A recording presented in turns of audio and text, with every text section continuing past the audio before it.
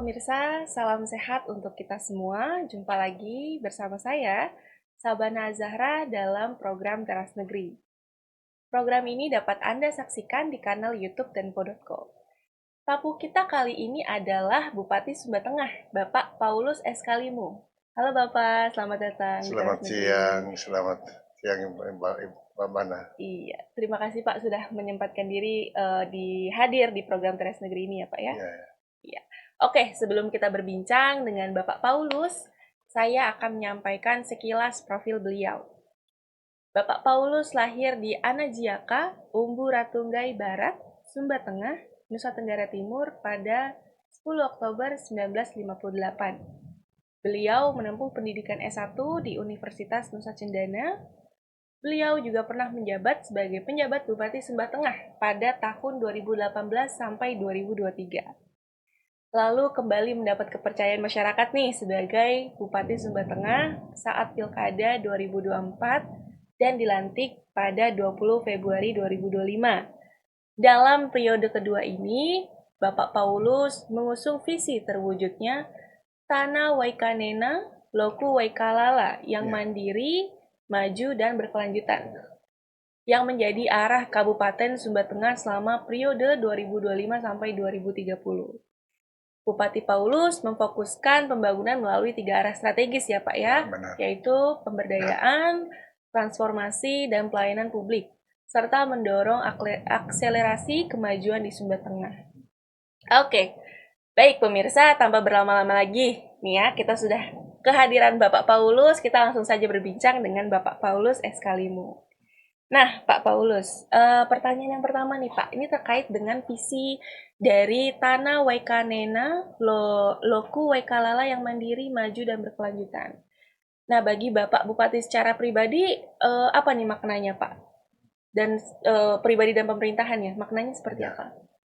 Terima kasih bahwa memang visi kami adalah Tanah Waikanena Loku Waikalana yang maju, mandiri, dan berkelanjutan menuju Sumba Tengah yang sejahtera. Kabupaten ini baru usia kurang lebih 20 tahun, Kabupaten Pemekaran, maka kami mekar dari Kabupaten Induk.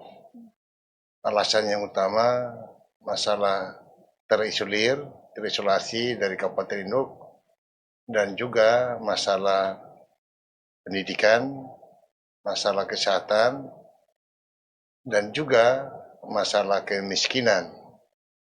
Maka visi kami betul-betul punya komitmen untuk mensejahterakan Kabupaten Sumba Tengah.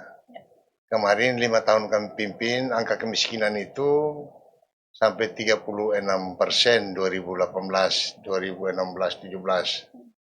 Tapi berakhir 2023-2024 kami bisa turunkan menjadi 30%, hampir 5% dalam 5 tahun terakhir.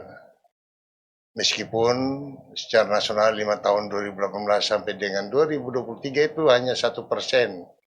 Dan provinsi 2018 sampai dengan 2023 juga hanya 2%. Tetapi kami Sumba Tengah bisa turunkan 5%, setiap tahunnya 1%. Artinya meskipun kita diperhadapkan dengan masalah pandemi corona, krisis pangan dunia, inflasi, dan juga bencana alam seroja di NTT, tetapi kami Sumba Tengah tetap punya komitmen untuk mensejahterakan masyarakat Sumba Tengah. Itu komitmen kami. Oke, jadi itu maknanya ya Pak, untuk mensejahterakan masyarakat di Sumba Tengah. Ya. Oke, kita bergeser nih Pak, dari makna visi Bapak Paulus. Pemerintah Kabupaten Sumba Tengah ini punya 7 misi besar. Betul ya Pak ya? Mana yang menjadi prioritas awal di tahun pertama masa jabatan Bapak ini? Dan alasannya kenapa Pak kira-kira? Ya. Baik. Terima kasih. Dari 7 misi dan merupakan program unggulan kami di Sumba Tengah. Pertama, kaitan dengan ketahanan pangan. Yang kedua, yaitu rumah mandiri bagi orang miskin. Ya. Yang ketiga adalah beasiswa bagi orang miskin. Ya. Dan juga kaitan dengan penyiapan air bersih. Oke. 4 hal ini yang merupakan unggulan kami yang kami sudah wujudkan terbukti 5 tahun 2018 sampai dengan 2023, dan sekarang periode kedua akan kami lanjutkan lagi. Kenapa kami prioritaskan mengenai rumah mandiri yang pada umumnya diistilahkan rumah layak huni? Kami katakan rumah mandiri karena sebagian besar dari kemiskinan 30% tadi dengan kemiskinan ekstrim kurang lebih 19%, Ya. kebanyakan mereka belum memiliki rumah.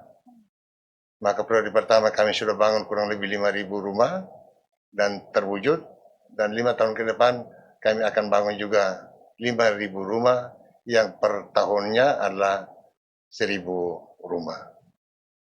Yang kedua kaitan dengan beasiswa. 5 tahun yang lalu kami sudah bangun kurang lebih 5.000 mahasiswa. Ya.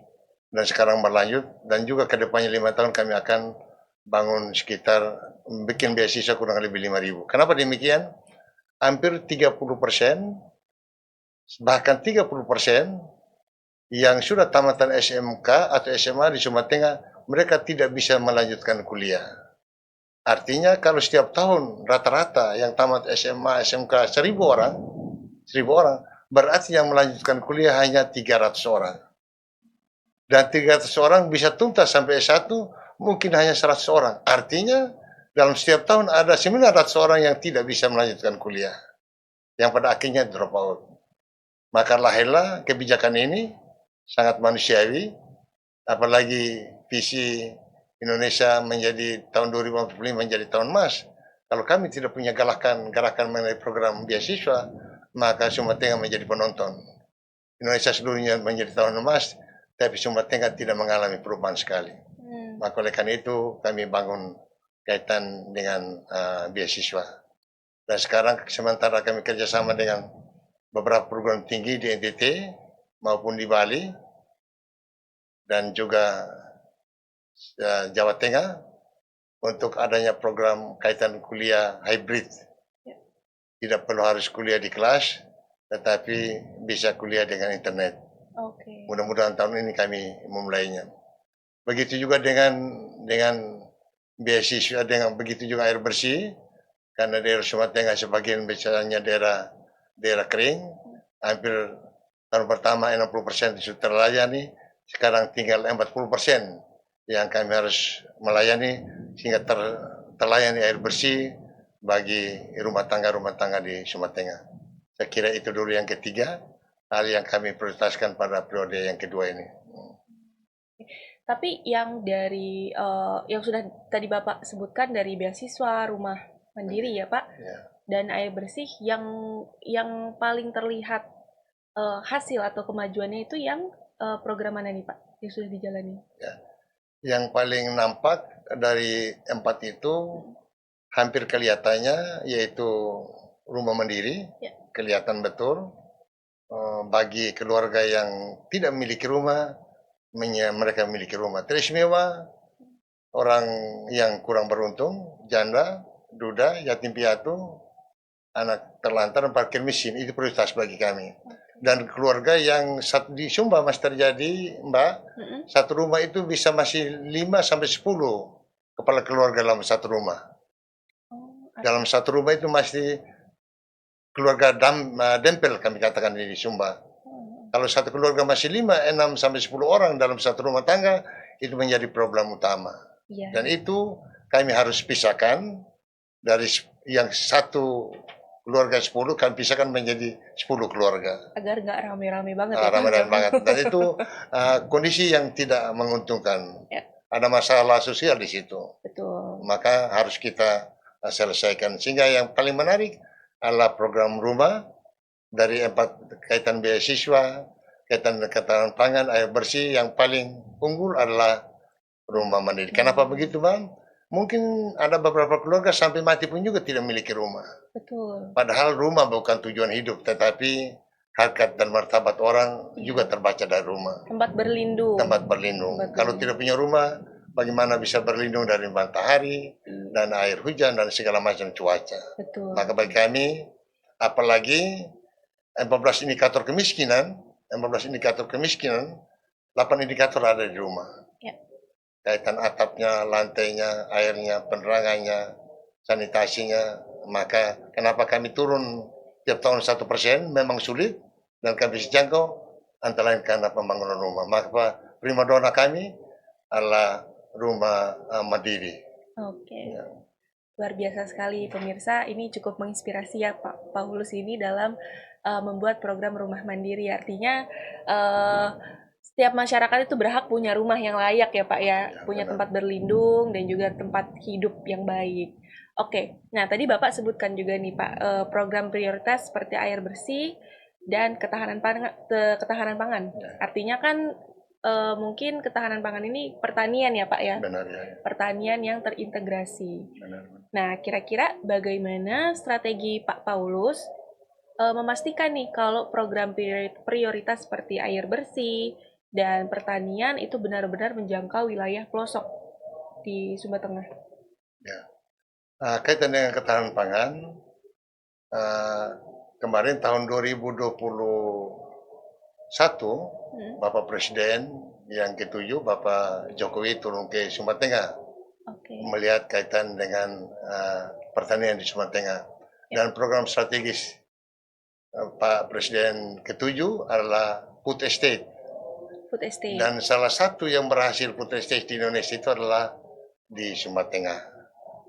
Karena lahannya kurang lebih 10.000 hektar yang existing, yang sudah digunakan. Dan program food estate itu dulunya hanya 1 hektar hanya 1, 2, 3 ton per hektar. Tapi dengan program food estate itu 5-8 ton per hektar.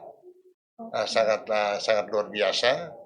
Maka kaitan ketahanan pangan ini, kalau kita hanya tadi membangun rumah, tapi tidak membuat ketahanan pangan di Sumba Tengah, akan berdampak pada masalah kesejahteraan, masalah kehidupan.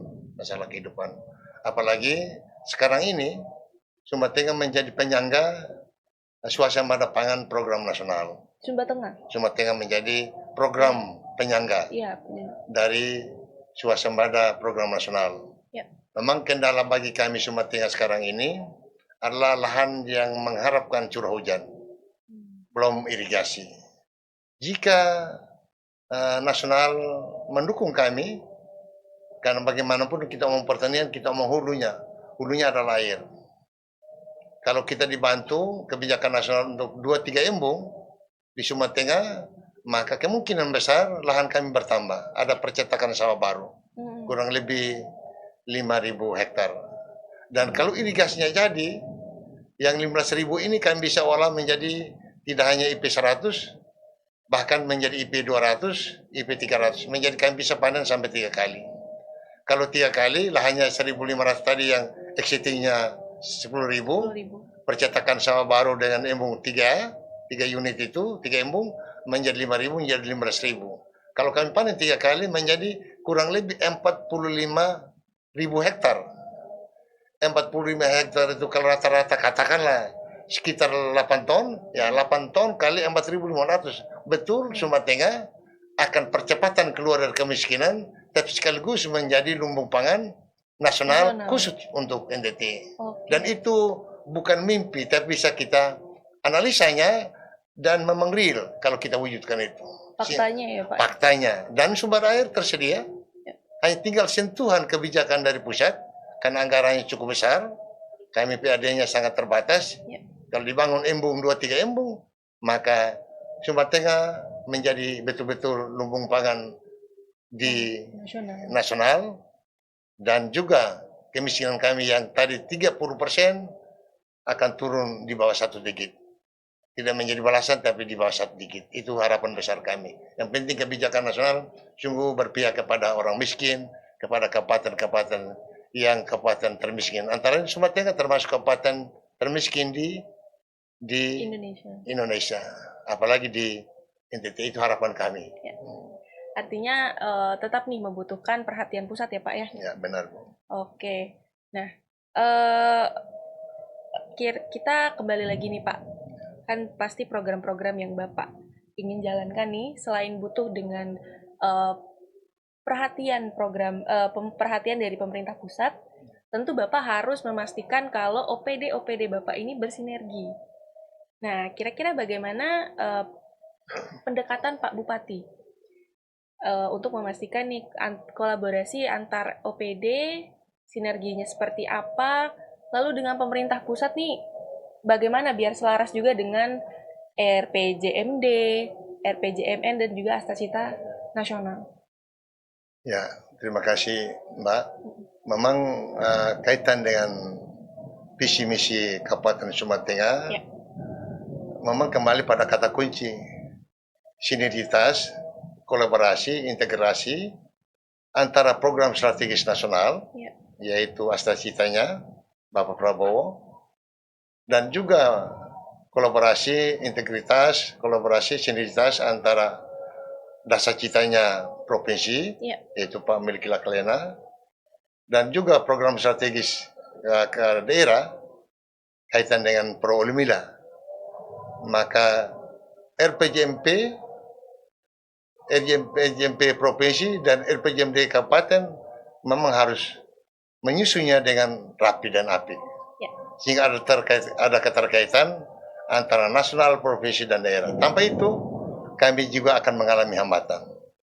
Hingga sekarang ini, kami sementara merancang RPJMD, mungkin bulan depan kami sudah tetapkan, dan kami duduk bersama dengan kementerian, antara lain Bappenas, Kementerian PPUI, Kementerian Pertanian, dan semua kementerian lembaga yang punya keterkaitan dengan program strategis provinsi maupun kabupaten. Begitu juga di provinsi, antara lain sekarang program strategis nasional kaitan ketahanan pangan di NTT Sumatera Tengah mendapat perhatian.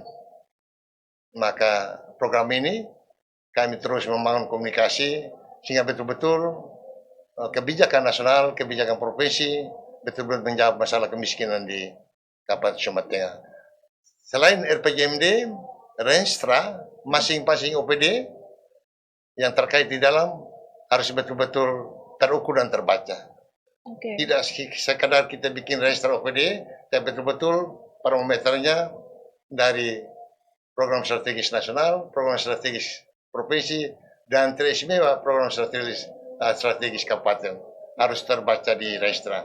Kalau sudah terukur terbaca di Renstra, kolaborasi antara pimpinan OPD harus diwujudkan dalam RKPD tiap tahunnya. Yep. Kalau terbaca dalam RPJMP, RPJMD masuk di Renstra, maka RKPD-nya tiap tahun akan berjalan yang bagus. Tinggal kita pengontrolan, pengawasannya cara lebih ketat, yang merupakan target indikator kita tercapai, asas manfaatnya, asas apalagi sekarang lebih banyak pada asas efektivitasnya, pada dampaknya. Ya. Sehingga tidak hanya reformasi birokrasi, tapi tidak hanya pada reformasi birokrasi, tapi transformasi, kolaborasi lintas SKPD, lintas kementerian, lintas OPD provinsi. Tanpa itu kita tinggal di tempat. Antara lain sekarang misalnya Koperasi Merah Putih, tidak hanya kami yang bekerja pada dinas PMD atau pada koperasi, tetapi lintas OPD juga terlibat di dalam. Karena terkait dengan pertanian, kaitan dengan peternakan, kaitan dengan kelautan. Nah, begitu juga sekolah rakyat, tidak hanya pendidikan PO, tetapi juga PU juga terlibat di dalamnya. Kaitannya juga dengan pariwisata terlibat di dalamnya. Sehingga semua lintas sektor, Mbak. Kalau hanya bilang substansi, oke, kaitan organ pertanian, ya, tapi kaitan untuk pembangunan jalan juga melintasi kaitan dengan ketahanan pangan. Tanpa jalan tidak bisa. Sehingga kolaborasi, integrasi, dan sinergitas antara kementerian lembaga, antara OPD provinsi, antara OPD tingkat kabupaten, bahkan tingkat kecamatan sampai desa harus tercipta seperti itu. Sehingga kita betul-betul punya dampak dalam pembangunan di Indonesia, provinsi maupun di Sumatera Tengah. Oke. Nah, karena kita lagi ngomongin tentang sinergitas OPD nih Pak, Tadi yang saya simak dari jawaban Pak Paulus itu tentunya melayani ya Pak ya. Intinya adalah melayani OPD-OPD ini Bapak memastikan bagaimana melayani masyarakat atau menjalani tugas-tugasnya dengan baik. Nah, dalam mewujudkan tata kelola pemerintahan yang akuntabel dan melayani ini nih Pak, bagaimana Bapak Bupati, Pak Paulus itu membangun budaya kerja baru di birokrasi Sumba Tengah? Terima kasih, ini pertanyaan yang menarik. Ya. Saya dulu mantan birokrasi kurang lebih 30 tahun. Waduh, lama sekali Pak. Saya di Biro Kepegawaian di kantor gubernur itu kurang lebih 10 tahun. Terakhir saya kerja di inspektorat. Ya. Jabatan terakhir sebelum bupati kurang lebih 10 tahun menjadi inspektur. Oke. Maka pertanyaan Pak tadi sangat menarik. Ya. Memang sekarang kita harus kembali pada reformasi birokrasi. Ya. Tanpa itu tidak bisa. Kita tidak akan menemukan kaitan dengan profil ASN atau P3K untuk melayani. Oke. Maka kita harus merubah mindsetnya mereka, antara lain reformasi birokrasi. Dan sekarang bukan sekedar reformasi birokrasi, tapi sudah transformasi birokrasi. Transformasi birokrasi. Transformasi birokrasi. Oke. Artinya merubah mindsetnya untuk melihat sesuatu dari semua aspek. Tidak ada tidak ada ego sektor. Oke. Kalau masih ego sektor tidak bisa kita berkembang. Betul. Karena masalah kaitan infrastruktur, dia terkait dengan masalah pertanian, terkait masalah pendidikan, terkait masalah kesehatan. Misalnya kita bangun jalan, kalau belum ada jalannya, anak sekolah tempuh kurang lebih sekitar 20 PP 40 per hari. Tapi kalau bangun jalannya, tidak butuh waktu lagi 1 jam, 2 jam. Tapi dengan kendaraan, setengah jam sudah sampai di sekolah. Jam sudah sampai. Kalau hanya berpikir masalah sektor PU-nya, tidak berpikir masalah pertanian pendidikan, juga tidak bisa. Ya. Yang sekarang sementara saya bangun, itu tiap bulan, awal bulan saya evaluasi kinerja. Setiap OPD, sesuai dengan kontak kinerjanya dengan bupati. Saya evaluasi tiap bulan. Bagi PNS, pimpinan OPD yang sukses, saya memberikan reward. Bagi PNS yang kinerjanya buruk, saya siap berhentikan dari jabatan. Waduh, sekeras itu Pak? Sekeras itu. Sekeras itu. Karena bagaimanapun tidak bisa kita lepas mereka. Ya. Kalau 1 kali, 2 kali, 3 kali, masih ada orang yang lebih bisa dari mereka. Oke. Karena kita butuh komitmen dan kerja kerasnya. Ya. Karena orang miskin. Betul. Tidak butuh PNS yang hanya kerja biasa-biasa. Harus kerja luar biasa baru bisa. Karena angka kemiskinan dari 30 kita turunkan menjadi sedikit, butuh leadersnya, butuh pemimpin yang bagus. Yang kedua, setiap bulan juga kami evaluasi kaitan pelayanan publik. Ya. Masalah pendidikan, masalah kesehatan, masalah bantuan sosial, masalah pelayanan kaitan dengan KTP, itu tiap bulan. Bagi PNS, bagi pimpinan OPD yang tidak menunjukkan kinerja, kita memberikan reward dan punishment. 3 kali tidak bisa bekerja seperti yang harapkan, saya berhentikan dari jabatan. 3 kali itu ya Pak maksimal? 3 kali maksimal. Antara lain dalam uji jabatan, kinerja Anda rendah dan siap meletakkan jabatan. Itu teguran dari atasan langsung sekda mengetahui bupati. Dan kami akan terapkan. Akan kami wujudkan sementara. Lalu tiap bulan juga kami adakan evaluasi kaitan dengan indikator areal kaitan dengan korupsi. Oke. Itu tiap bulan juga kami evaluasi. Jika kalau ada di korupsi juga tidak ada alasan. Ya. Bagi temuan-temuan baik BPK, KPK, segera tidak lanjut. Kalau tidak juga kami memberikan reward kepada pimpinannya. Ya. Begitu juga program-program strategis, tiap bulan kami akan evaluasi dan masuk stunting. Sekarang kaitan sekolah model, kaitan koperasi merah putih, dan program strategis provinsi dan kabupaten kami evaluasi tiap bulan. Bagi ASN, pimpinan yang tidak punya komitmen, tidak menunjukkan kinerja, kami berhentikan dari jabatan. Tidak ada sulit. Karena bagi kita, kembali tadi, adalah melayani. Ya. Kalau tidak melayani, tidak bisa. Karena yang tuannya kita, Allah yang raja kita adalah rakyat. Ya. Sedangkan kita pelayan adalah hamba. Bupati, apalagi kepala dinas adalah hamba. Hamba yang siap melayani tuannya. Kita hadir karena mereka. Ya. Kita menjadi orang besar karena mereka. Ya. menjadi dikatakan hebat karena mereka. Ya. Maka segala-galanya adalah mereka. Bagi kami hidup adalah ibadah, bagi kami karya adalah hikmah. Ya. Itu komitmen kami. Oke, luar biasa menarik ya pemirsa ya, karena ini berarti pendekatan yang Pak Paulus lakukan terhadap OPD di Pemkab Sumba Tengah ini artinya reward dan punishment dan juga evaluasi setiap bulan ya Pak ya, budaya kerja baru yang diterapkan Pak Bupati. Nah Pak, ngomong-ngomong soal budaya kerja nih Pak, pastinya lekat dengan SDM, sumber daya manusia. Bukan hanya di SDM yang ada di Pemkab Sumba Tengah, tapi masyarakat umum yang ada di Sumba Tengah. Tentunya kalau kita bicara soal evaluasi, soal reward and punishment dan lain-lainnya itu kan berarti kita bicara tentang transformasi sumber daya manusia. Nah, artinya transformasi sumber daya manusia ini juga menjadi fokus baik dari sisi aparatur maupun dari masyarakat. Nah, langkah konkret apa yang Pak Bupati ambil nih Pak untuk meningkatkan kualitas SDM di Sumba Tengah? Terima kasih, Ben. Ini pertanyaan menarik. Kalau di kalangan ASN sudah jelas, Ya. regulasinya, bahkan setiap saat kita bisa evaluasi, memberikan reward punishment. Tapi kembali kepada masyarakat Sumba Tengah. Masyarakat Sumba Tengah hampir 90% adalah petani. Ya. Hingga kaitan dengan program ketahanan pangan, kedaulatan pangan, ataupun sejenisnya, khusus di pertanian, kami datangkan kerjasama dengan perguruan tinggi, baik di Malang maupun balai-balai maupun di Kementerian Pertanian dan juga balai-balai yang ada di provinsi untuk pendampingan kepada petani. Ya. Petani.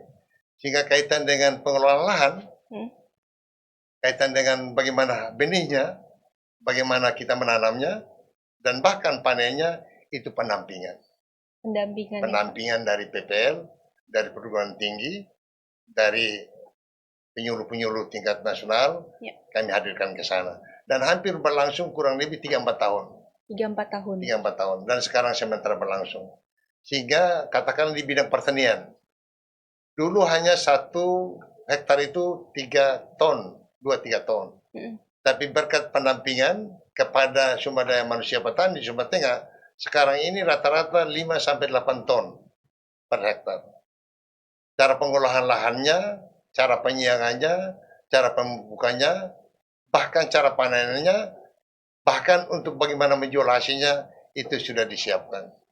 Sehingga sumber daya manusia petani di Sumba Tengah sekarang, boleh kata kami harapkan, hampir kurang lebih sudah 70% mereka sudah terlatih, terbina. Bagaimana kaitan dengan pertanian modern. Ya. Bagi juga hal-hal lain kami akan kami lakukan pembinaan, pendampingan, apakah pariwisata, apakah kaitan energi baru terbarukan, kami terus peternakan, kami akan mendampingi. Bagaimanapun petani, Sumba Tengah perlu pendampingan. Ya. Apakah istilah PPL, penyuluh pertanian, apakah penyuluh perikanan, penyuluh kehutanan, perlu pendampingan. Ya. Oke, Pak Bupati, ini pembicaraan kita ini sungguh menarik dan juga banyak inspirasi-inspirasi yang bisa kita ambil nih dalam pembicaraan kita hari ini. Nah, mungkin ini pertanyaan terakhir Pak Bupati.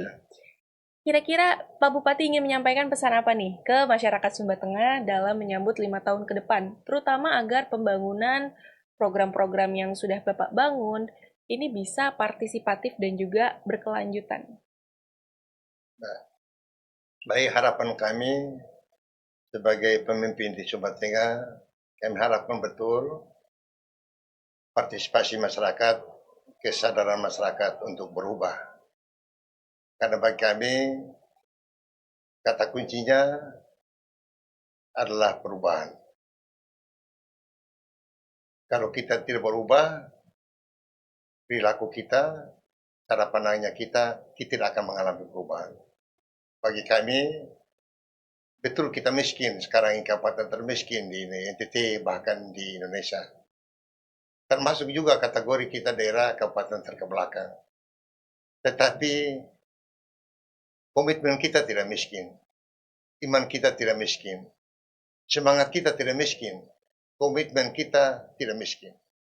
Maka bagi saya, optimisme untuk berubah, untuk kita terus berkembang, itu yang paling utama. Bahwa Tuhan memberi kita berkat, memberikan pengetahuan, memberikan kita budi, bahwa tidak boleh terlalu tinggal dalam suasana itu, tetapi kita terus bersemangat, kita terus bekerja keras, optimisme yang tinggi, semangat yang tinggi, Sumba Tengah akan berubah tidak terlalu lama. 5 tahun tetap berubah, yang penting semangat kita terus mengalir untuk melayani Sumba Tengah. Jadikanlah hidup kita sebagai ibadah kita, jadikanlah hidup kita untuk hikmah kita, dan hidup dan karya kita untuk kemuliaan Allah, untuk Sumba Tengah maju mandiri berkelanjutan dan Sumba Tengah sejahtera. Sekian dan terima kasih. Saya kembalikan pada Mbak Sana. Oke, menarik sekali dan luar biasa nih. Quotes atau kutipan dari Pak Bupati. Kabupaten Sumba Tengah memang kabupaten miskin, tapi optimisme, iman, dan juga komitmen itu tidak miskin ya. Oke, ini sangat menginspirasi dan juga sangat menarik dari Pak Bupati. Tapi tak terasa nih kita sudah tiba di penghujung acara pemirsa. Dan sebelum saya menutup perbincangan ini, mungkin Pak Paulus ingin menyampaikan lagi closing statement untuk pemirsa Teras Negeri. Ya, ya. Baik, terima kasih. Hidup ini begitu indah kalau kita syukuri. Maka apapun tantangan, problem dalam kehidupan kita, John F. Kennedy, Presiden Amerika mengatakan, hidup adalah tantangan. Tantangan itu suatu harapan. Bagi kami Sumba Tengah, kemiskinan bukan segala-galanya. Suatu harapan besar untuk Sumba Tengah yang sejahtera dari waktu ke waktu. Dan itu butuh pemimpin yang rendah hati dan rela berkorban untuk orang kecil. Sekian dan terima kasih. Oke, terima kasih Bapak Paulus. Oke, pemirsa, saya akan tutup perbincangan Teras Negeri hari ini dengan Pak Paulus. Saya dan mewakili tim dan kru Teras Negeri mengucapkan terima kasih nih untuk Pak Paulus sudah berbagi dan memberikan inspirasi untuk kemajuan Teras Negeri, untuk kemajuan negeri, khususnya di Pemkab Sumba Tengah. Saya Sabana Zahra beserta kru yang bertugas pamit undur diri, salam sehat dan sampai jumpa.